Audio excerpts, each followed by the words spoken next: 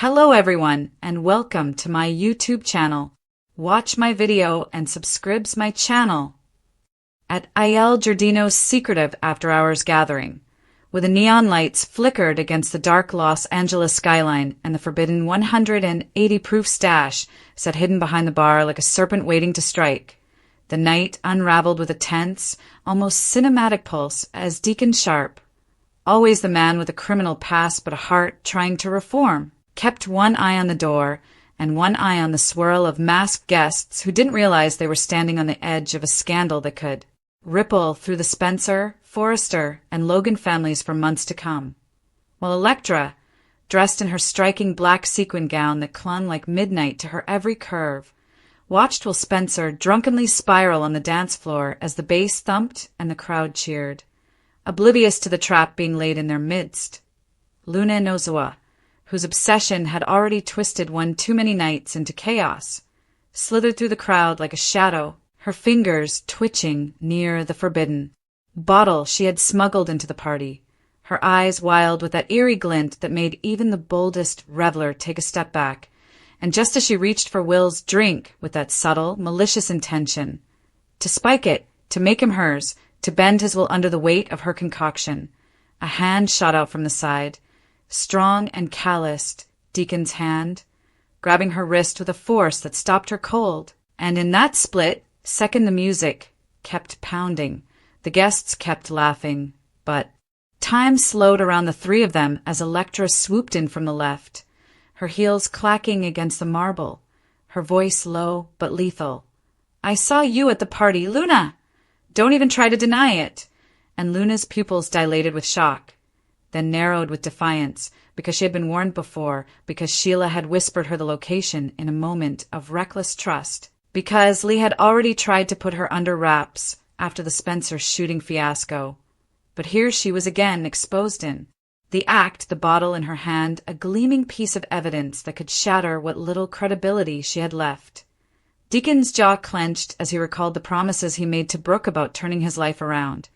And this was his chance to prove he could do right, not just for love, but for the city that still branded him a criminal, and Electra, torn between her fiery attraction to Will and her fierce protective instinct, stepped closer until her perfume mixed with Luna's fear, until her words became a dagger.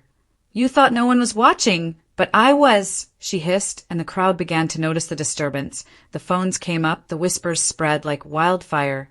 "Is that Luna Nozawa? Wasn't she the one involved in the shooting?" And as the tension thickened, Luna's mask of poise cracked, her lips parted in a frantic gasp, and she tried to yank her wrist free.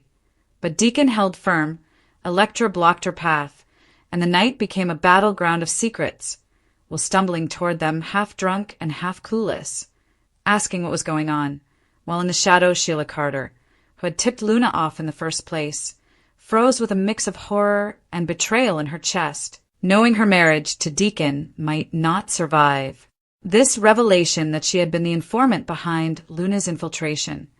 And beyond the patio doors, the flicker of police lights began to appear as someone, maybe Hope, maybe Finn, maybe even Bill Spencer himself, had called in the tip, setting off a chain reaction that would drag half of Los Angeles into the fallout. Luna, cornered, launched into a desperate monologue about how no one understood her, how Will belonged with her, how Electra was just a distraction and Deacon a hypocrite, who served alcohol to felons but judged her for a single drink, and yet the crowd did not side with her, for her reputation had been stained by whispers of obsession, by the rumors of that fateful night when Liam was shot and Luna's name was on everyone's lips, and as the music finally cut and the DJ pulled the plug, Deacon shouted over the chaos, calling for security, calling for the truth, while Electra snatched the bottle and held it high for all to see. This is what she was going to give him. And the gasps turned to outrage, the guests scattered, and Luna, realizing her game was over for tonight, broke free in a sudden burst of adrenaline, darting for the kitchen door where only the brave would follow. But Deacon and Electra did, their footsteps echoing in unison as the back alley swallowed them into a chase that would end not in triumph, but in a confrontation that would leave Luna trembling. Deacon torn between turning her in and helping her heal, Electra seething with the fire. of a woman wronged, and poor, confused Will, left to wake up the next morning with a splitting headache, 100 unanswered texts, and a city waiting to know. Was Luna really the villain here, or just another pawn in a game played by Sheila, Lee, and the shadowy forces that seemed determined to keep Los Angeles drunk, divided, and burning with scandal? The night had not ended with Luna's wrist in Deacon's grip or Electra's furious accusation. That was merely the ignition spark of a conflagration that would scorch reputations, destroy fragile alliances, and turn what was meant to be a clandestine, masked celebration into the most whispered-about scandal since the Spencer Finnegan-Forrester shooting fallout. Because as Luna darted through the swinging kitchen doors, her heels catching briefly on the slick tile, Deacon charged after her, his breath ragged, his mind a storm of guilt and anger.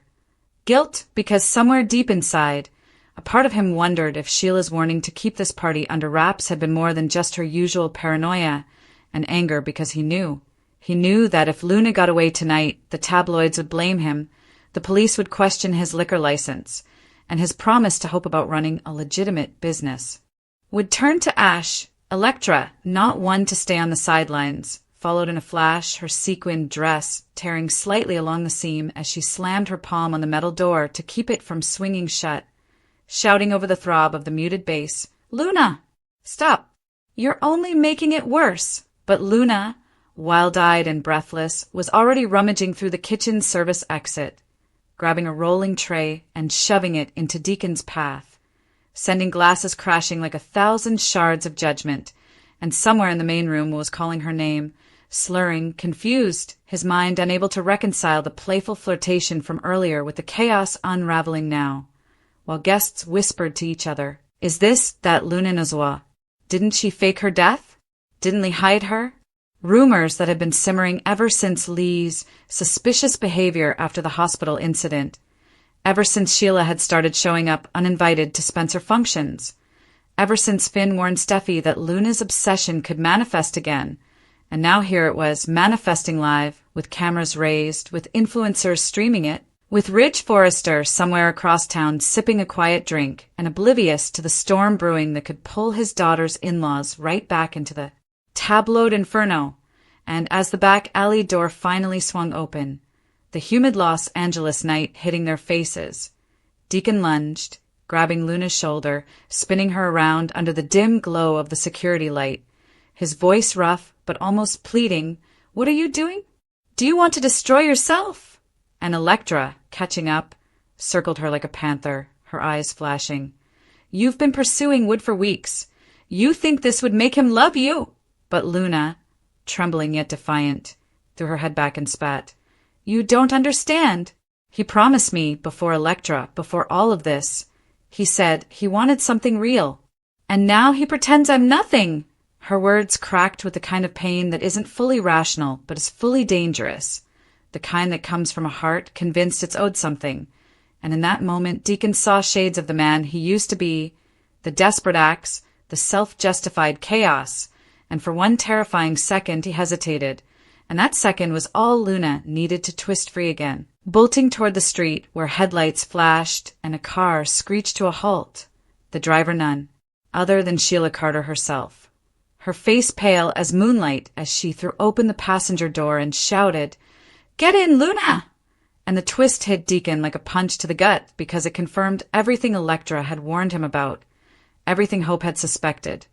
Sheila had been in on this from the start, had betrayed him, had enabled Luna's obsession, had risked the reputation of his entire business and the safety of Will Spencer, the youngest and perhaps most vulnerable Spencer heir. And as the car peeled away with Luna crouched low in the seat, Deacon slammed his fist into the wall, the echo ringing like a bell of doom.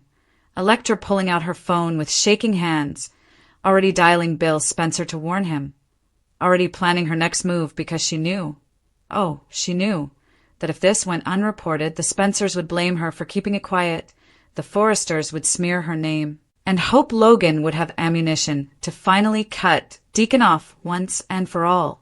Meanwhile, at the main entrance, the police finally arrived, lights casting eerie reds and blues over the once vibrant patio.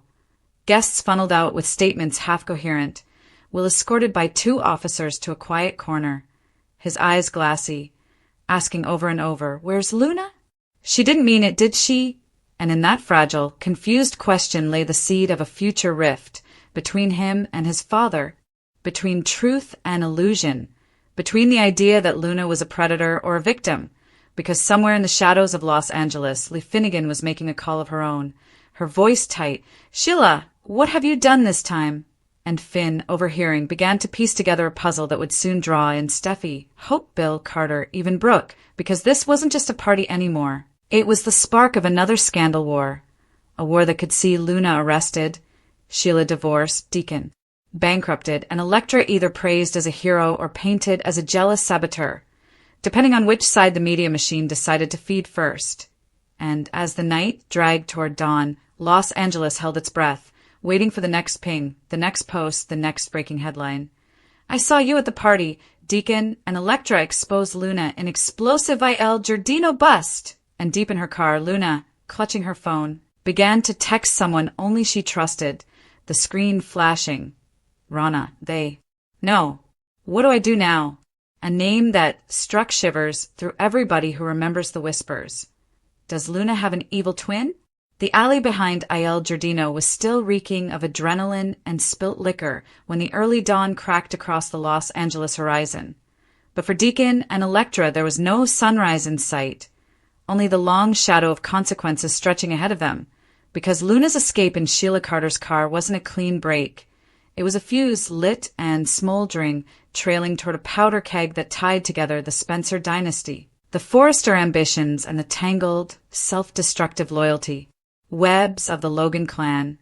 And as the night deepened into that eerie gray hour when the city paused to catch its breath, Deacon found himself gripping the cold brick wall with both hands, the memory of Luna's trembling wrist still etched into his palm like a ghost, his mind looping through every warning he had brushed aside, every sign that Sheila wasn't just keeping an eye on things but actively planting chaos, and Electra, standing beside him with her gown torn and her hair wild from the chase, dialed and redialed Will's number with no response, only to finally get through to an automated voicemail that said his phone was now temporarily in evidence, a phrase that sank her heart because it meant the police had already seized his belongings, already marked him as a witness, or worse, a victim. In the incident the tabloids were already twisting into Luna's late-night trap at Il Giardino. And inside the precinct across town, Will was slumped in a hard plastic chair, an ice pack, pressed to his temple, the taste of that 180-proof poison still faintly lingering, though he swore he hadn't knowingly touched it, and a detective with tired eyes was asking questions in circles. "Did you see her pour anything into your drink? Did she threaten you? Did anyone else encourage her?" And Will, his memory a mess of flashing lights and flirtatious promises, said only, she said she just wanted to talk, she said she wanted to make up for last time.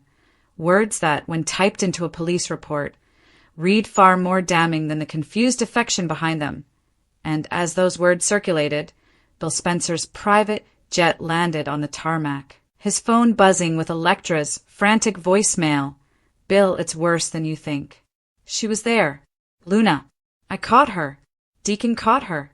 Sheila helped her flee. You need to get to Will now."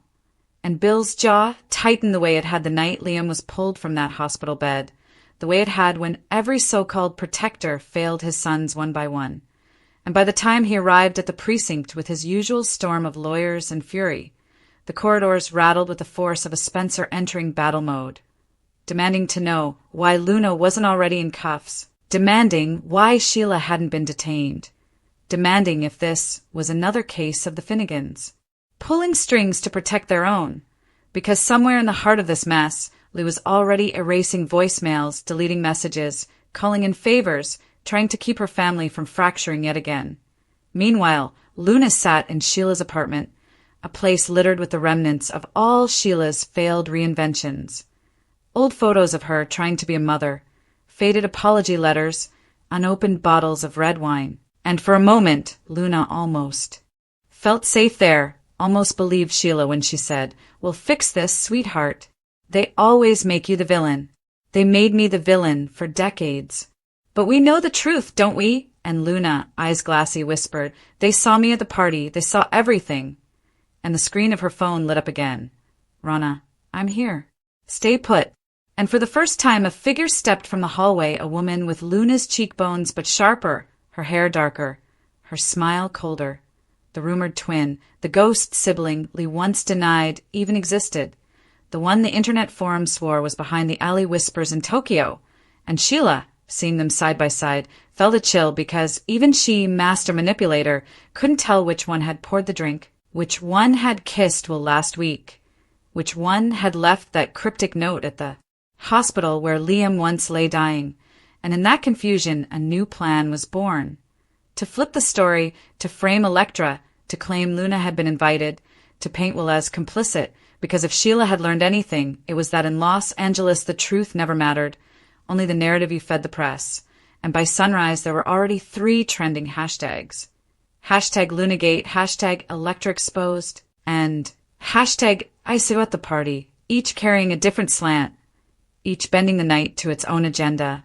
And Deacon, scrolling in horror, knew that by noon, Illinois Giardino would either be shuttered by health inspectors or swarmed with influencers trying to live stream the chaos. And Hope Logan, seeing her father's name trending again, whispered to Brooke, "He tried, Mom. He truly tried. But Sheila's shadow never leaves, does it?" And Brooke, remembering Italy, remembering Ridge pulling her from the water, remembering every time love was a battlefield, simply said, "No, it doesn't, and if we don't stop this now, it'll swallow the Spencers and the Forresters whole." The morning did not break gently over Los Angeles. It tore open like a wound, bleeding sirens, camera flashes, and headlines that shifted faster than anyone could spin them, because by the time the first wave of commuters spilled onto the freeway, the scandal had already fractured into competing realities. In one, Luna Nozawa was a dangerous obsessive who had slipped into Will Spencer's orbit again despite police warnings. A woman tied to a shooting, a death that may have been faked, a trail of reckless decisions that had already burned the trust of the Forresters and Spencers alike.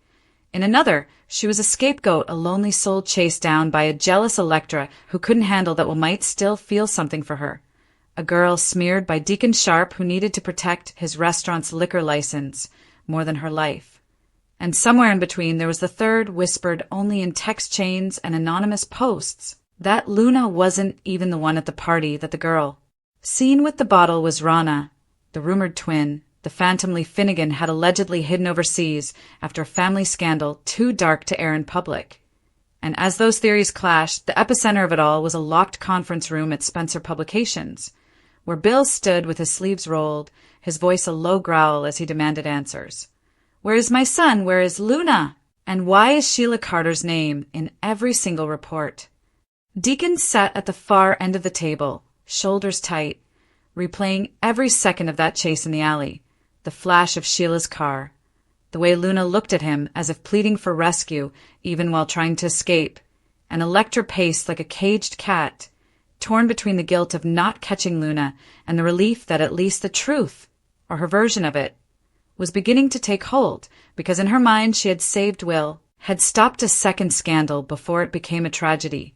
Meanwhile, across town, Luna sat in Sheila's cramped kitchen, Rana leaning against the counter with arms crossed, a mirror and a mockery of her, whispering things that twisted Luna's confusion into resolve. "They'll never believe you now. They never wanted to. Let me handle it. Let me be the villain. You just be quiet." And Sheila, rubbing her temples, muttered, "This is going to blow everything open." Deacon's already enraged. "He's going to demand my head on a plate." But Rana only smiled that unsettling smile and said, "Then we give him something else to gnaw into. A decoy. A confession that leads nowhere. Electra has enemies, doesn't she?" And in that instant the seed of a smear was planted. A forged video, a twisted timeline, a claim that Electra lured Will with the same bottle she accused Luna of spiking. And by noon it was online, already muddying the waters, already making the hashtags flip. Hashtag Electra setup, trending at #1. Hashtag Lunagate, slipping to #4, and Hope Logan, watching the chaos unfold with a frown, told Brooke, "This is exactly how they kept Liam's case tangled for months." every time. The truth got close. Someone rewrote it. And Brooke, still recovering from Italy's chaos and Ridge's renewed devotion, whispered, "Because in this town the truth doesn't win. The loudest tale does." Finn, miles away at the hospital, read Lee's text with cold fury. "Do not speak to the press. Do not involve Steffi. Handle this softly," and felt the same tightness in his chest he had felt when she lied about his own near death, the same fragrance of cover-up, of family over ethics, and he made a mental pledge to himself. This time he would not let it go. He would find out if Luna acted alone, if Rana was real, if Sheila was the mastermind or only the driver. And in that same moment, Luna, scrolling through the storm on her burner phone, murmured to Rana, "They all saw me at the party. How do I come back from that?" And Rana only tapped the screen and said, "You don't. I do."